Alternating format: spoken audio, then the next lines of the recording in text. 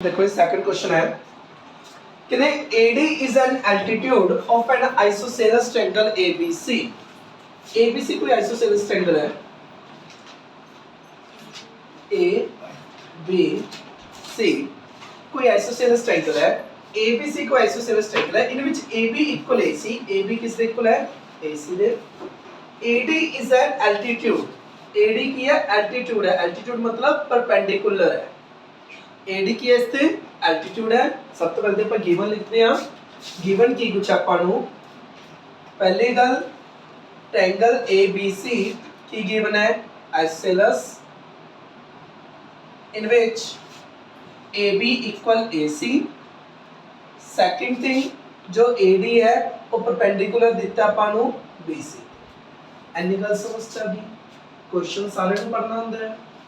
AD की है altitude of an isosceles triangle, AD perpendicular है, that's mean AD perpendicular BC ते है, मतलब A वाला एंगल 90 डिग्री है ते AB इक्वल AC दिता है। पूरे तक बहुत इजी है। शो की करना है मैंने, टू प्रूफ की करना है कि जो AD है AD बाइसेक्ट BC, यही अपन ने शो करना है। मतलब जो AD है वो BC नु बाइसेक्ट करती है, दो टुकड़ियां च वंडदी है, मतलब अपन ये शो करना है कि जो BD है वो DC दे इक्वल है, that is we have to show that BD equal DC। सब तो पहले ये दसो क्वेश्चन समझ आया या नहीं। क्वेश्चन कुछ भी नहीं सी, बहुत इजी सी। ABC का आइसोसेलेस ट्रायंगल है इन विच AB इक्वल AC ते AD की है परपेंडिकुलर है BC ते, मतलब A वाला एंगल 90 डिग्री है। शो की करना है BD इक्वल DC। अपने सामने रास्ता बिल्कुल साफ है। अगर BD नु DC दे इक्वल करना है, ऑब्वियस गल है ਆਪਾਂ ਇਹ ਦੋ ट्रायंगलों ਨੂੰ ਕੀ ਕਰਾਂਗੇ ਕੋਂਗਰੂਐਂਟ ਕਰਾਂਗੇ, क्योंकि अगर ये दो ट्रायंगलों ਨੂੰ ਕੋਂਗਰੂਐਂਟ करता CPC ਨਾਲ BD इक्वल DC आ जाएगा। क्वेश्चन ਇਹ ਤੁਹਾਨੂੰ ਆਂਦਾ ਹੈ, ਬਹੁਤ ਈਜ਼ੀ ਹੈ, क्योंकि ABC का आइसोसेलेस ट्रायंगल ते AB equal AC, A perpendicular दिता है, अपन ने BD नु DC दे इक्वल शो करना। चेक करो ये दो ट्रायंगल कोंग्रुएंट होई पई है, किवें होई पई है, सब कुछ इन्होंने दिता है। AB equal AC given, AD equal AD common, third thing A वाला एंगल इक्वल 90 डिग्री। हुन चेक करो किदे नाल होया, दो साइडां ने लेकिन उन्हां दे विचला एंगल नहीं है। और एक एक तो राइट एंगल है, एक हाइपोटेन्यूस है, एक साइड है, तो भाई RHS रूल दे नाल ये दो ट्रायंगल भी कोंग्रुएंट हो गए।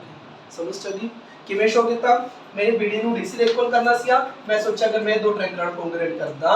तो ये वाली BD इक्वल DC हो जाएगी, लेकिन ये दो ट्रायंगल कोंग्रुएंट किवें करा, सब कुछ इन्होंने गिवन दिता है। AB इक्वल AC देती, A वाली साइड कॉमन देती, A वाला एंगल देखो 90 डिग्री देता, बाय RHS ये दोनों ट्रायंगल की कोंग्रुएंट, CPC की नाम BD equal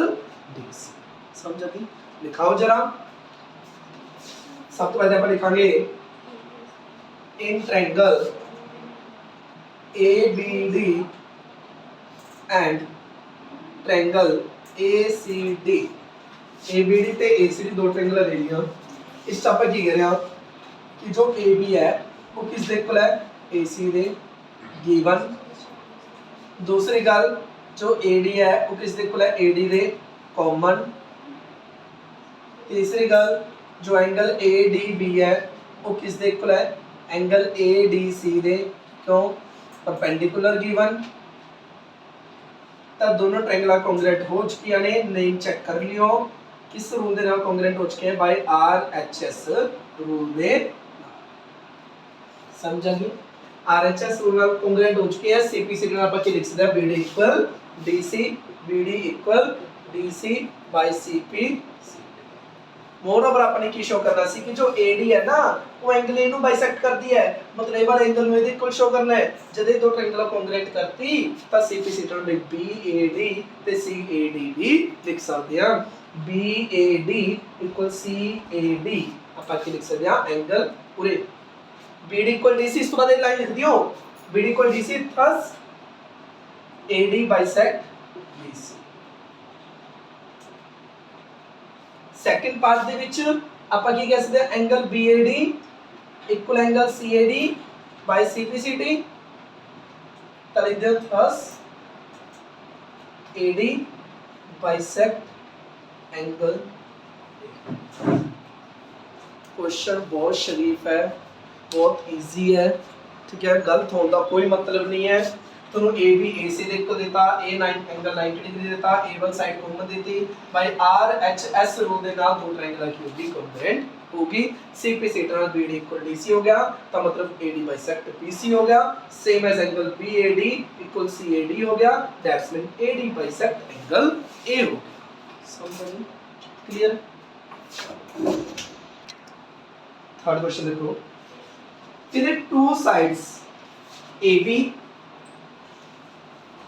and BC, question बोलते हैं ना कि two sides AB and BC and median AD, AB, BC and median AM, है ना? AM ओके कर रहा है one triangle are respectively equal to, और रिस्पेक्टिवली इक्वल टू किस दे इक्वल है? P क्यू क्या हुआ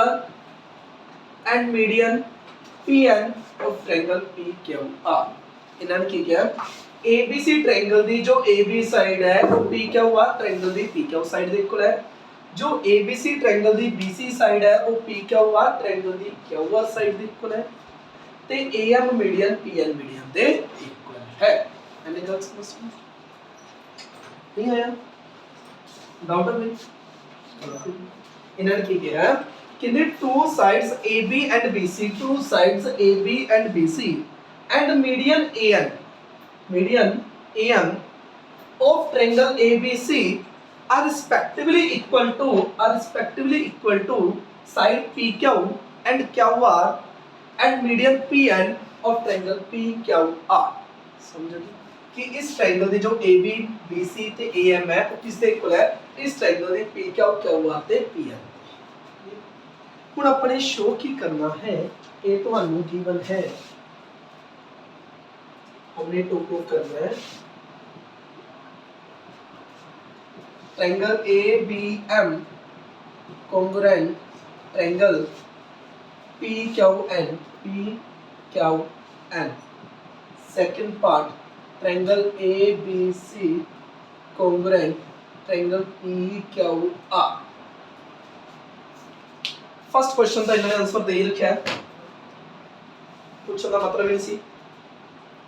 ध्यान देखो, फर्स्ट थिंग अपने ABM ट्रायंगल नु PQN ट्रायंगल दे कॉन्ग्रुएंट करना है।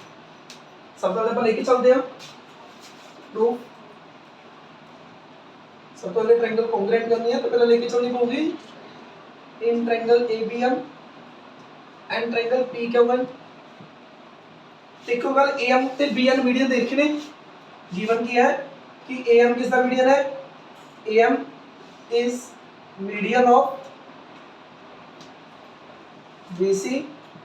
ते जो PN है is median of क्या हुआ, क्योंकि इन्होंने गल्ला गल्ला च कहता सीगा QR, इन्होंने कहता सी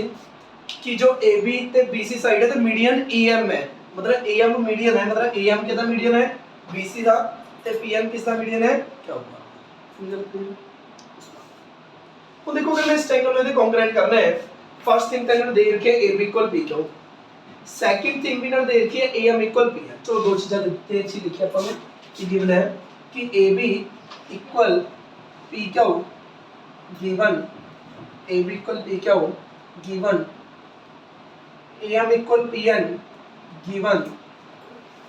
AM इक्वल PN गिवन, दो चीजें तो मिल गई। तीसरी चीज देखो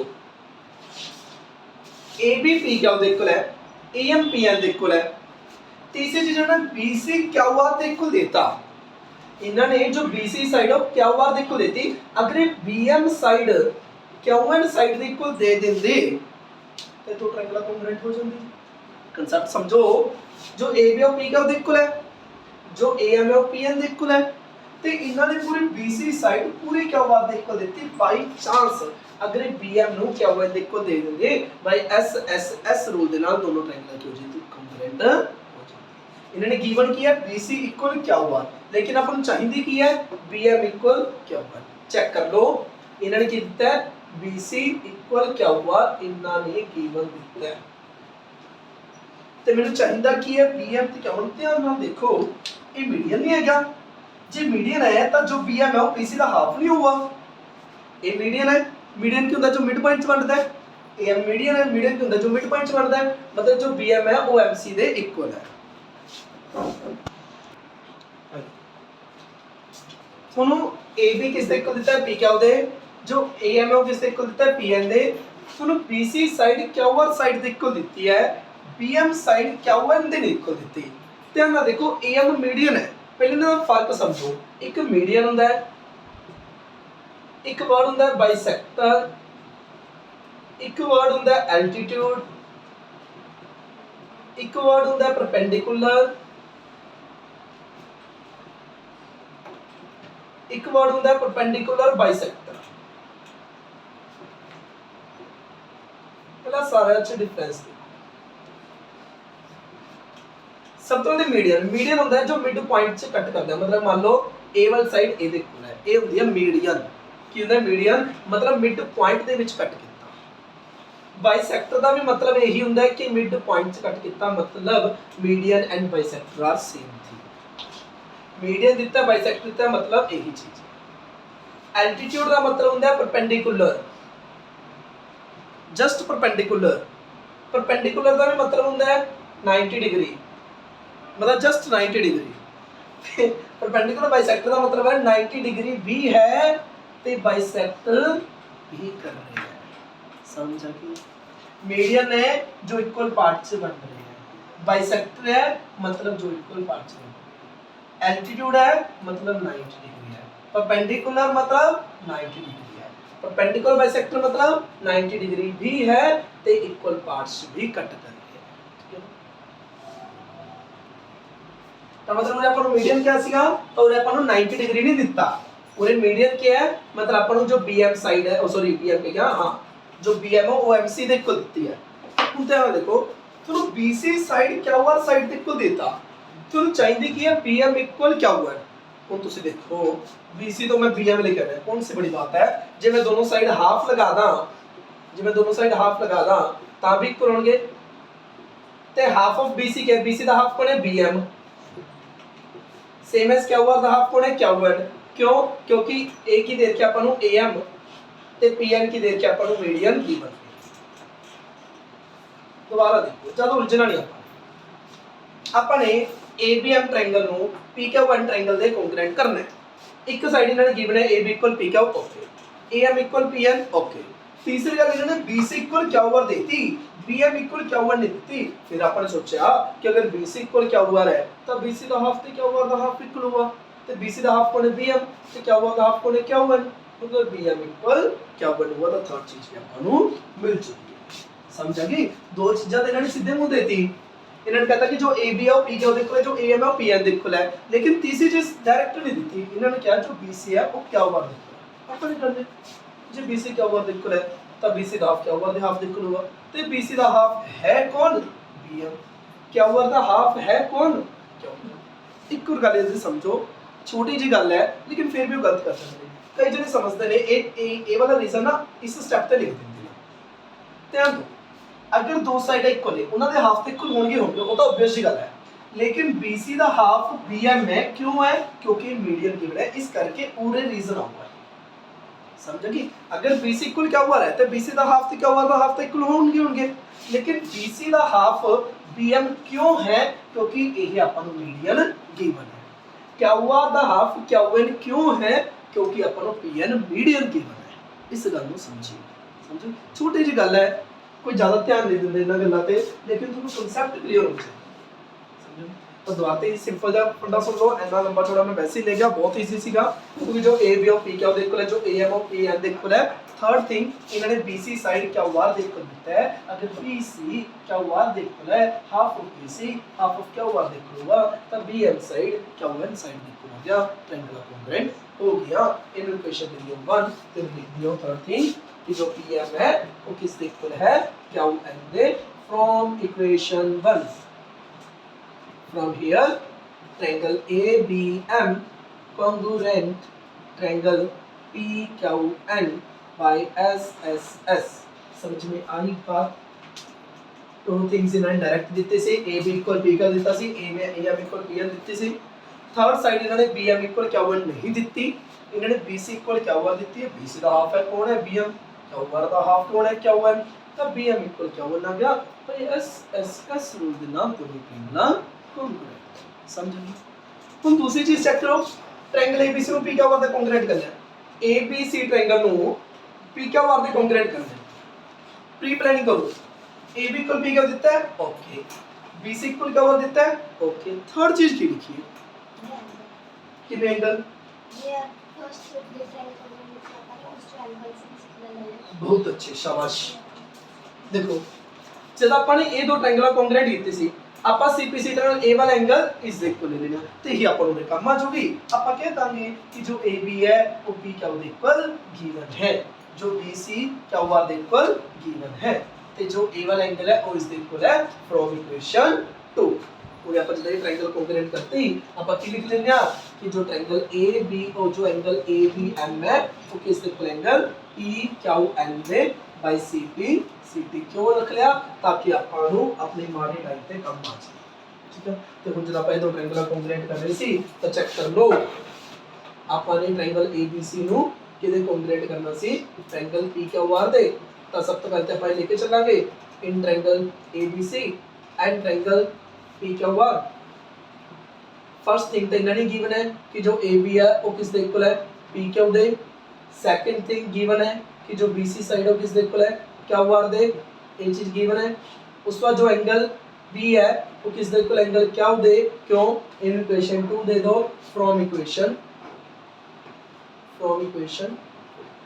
समझा गई। ते दो ट्रायंगल कंग्रुएंट हो चुकी है किस रूल दे नाल, बाय SAS रूल दे नाल। जो ट्रायंगल ABC है, जो ट्रायंगल ABC है वो किस दे कंग्रुएंट होगी, ट्रायंगल PQR दे किस रूल दे नाल, बाय SAS रूल दे नाल। ਆਪਾਂ ਕੀ ਕਰਾਂਗੇ, A1 साइड इस दे इक्वल है, A1 साइड इस दे इक्वल है, A1 एंगल इस दे इक्वल है, बाय SAS रूल दे नाल बोथ ट्रायंगल्स कंग्रुएंट। समझ गए? Any doubt? हाँ जी, देखो for question PE and CF are two equal altitude of triangle ABC। ABC कोई ट्रायंगल है A B C,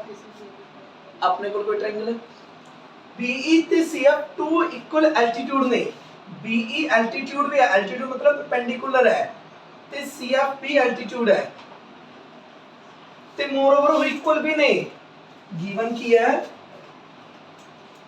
BE and CF, चाहे BE ते CF इक्वल भी ने, ते जो BE है वो परपेंडिकुलर है किसते, AC ते जो CF है वो परपेंडिकुलर है AB ते। और तो कोई डाउट है तो दसो।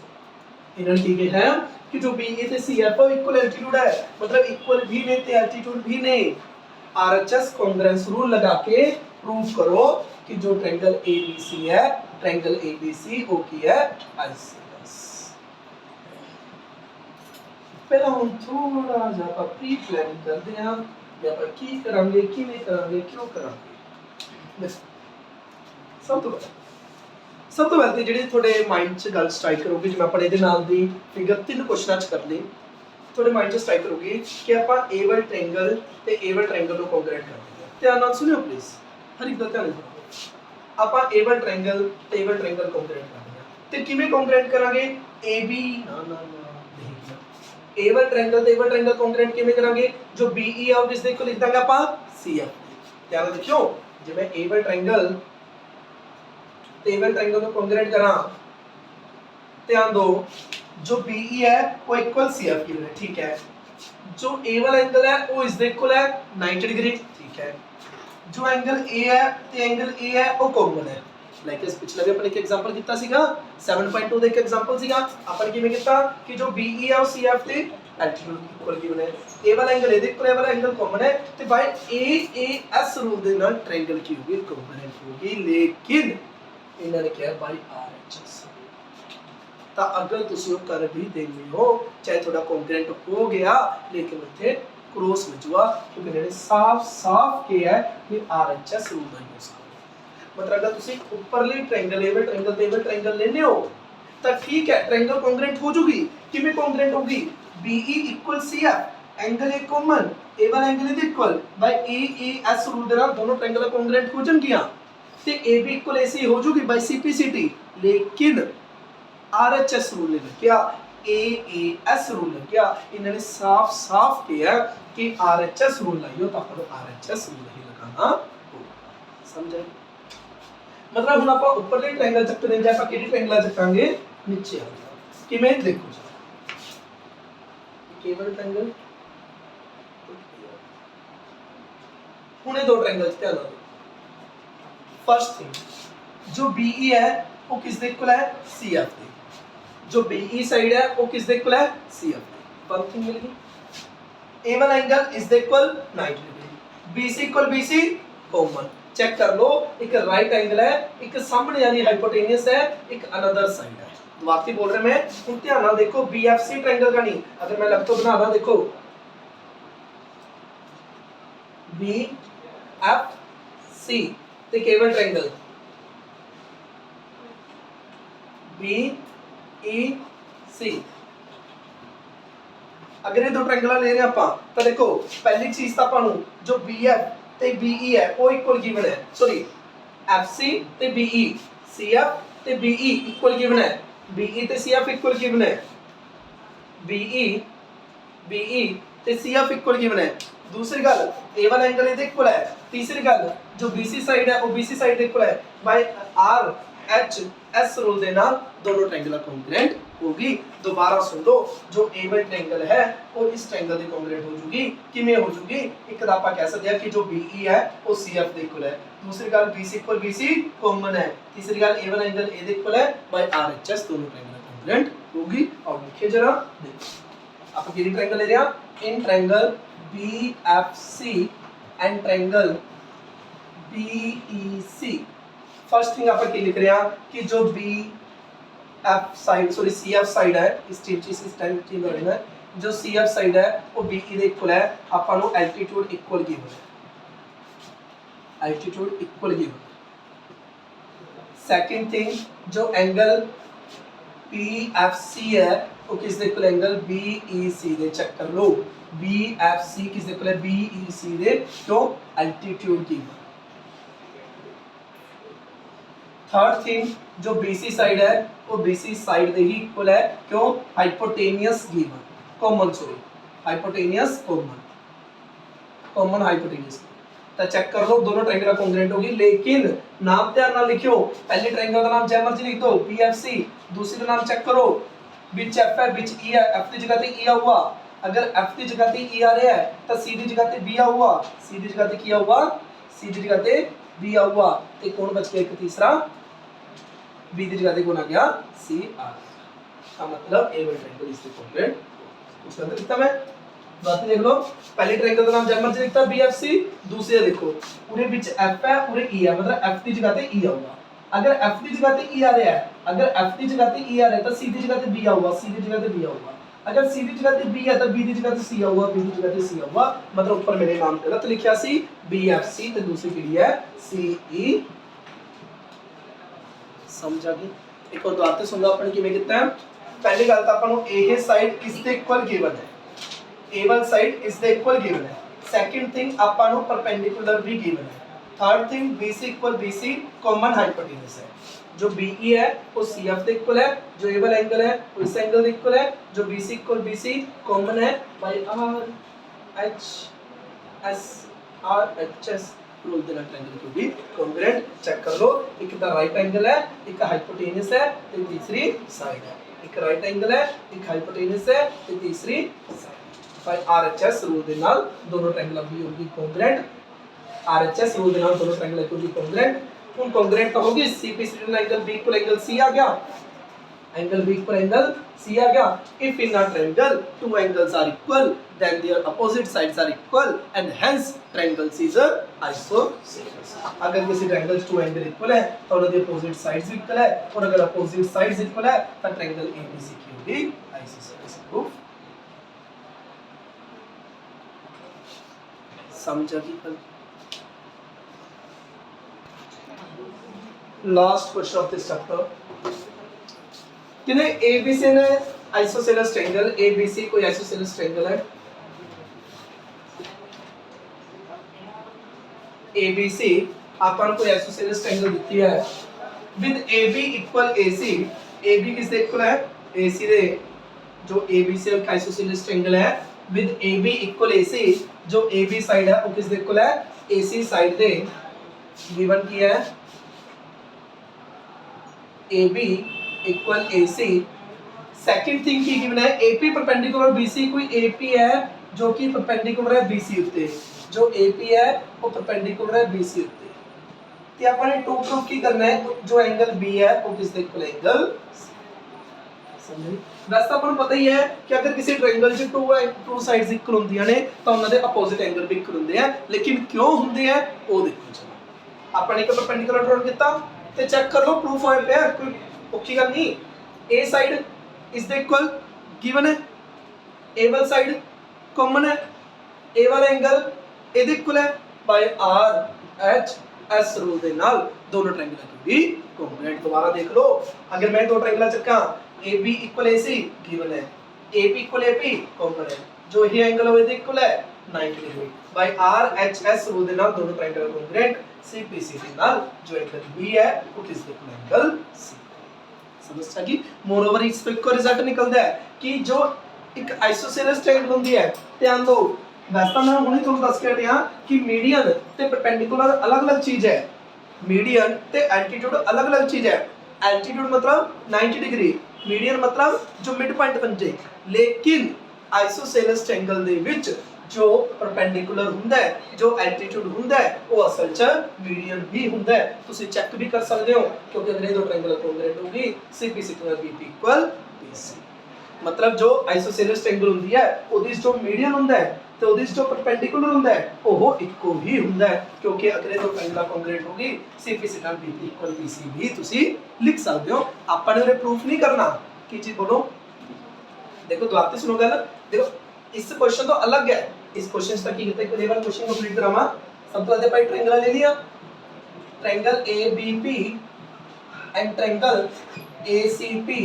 अपन ने क्या कि जो AB है वो किसके इक्वल है AC दे एक गिवन है कि जो AP है वो किसके इक्वल है AP दे कॉमन है थर्ड चीज जो एंगल APB है वो किसके इक्वल है एंगल APC दे 90 डिग्री और तो ट्रायंगल की होगी कॉन्ग्रुएंट ट्रायंगल ABP कॉन्ग्रुएंट होगी ट्रायंगल ACP दे किस रूल नाल बाय RHS रूल दे नाल CPC नाल जो एंगल B है वो एंगल C दे इक्वल क्वेश्चन तो खत्म हो गया क्वेश्चन तो खत्म हो गया लेकिन मैं तुहानू एक्स्ट्रा तो गल दस रहा इस क्वेश्चन च नहीं करना तुसी एक्स्ट्रा दस रहा कि अगर इस दे विच तुसी BP इक्वल PC भी प्रूव करना हुंदा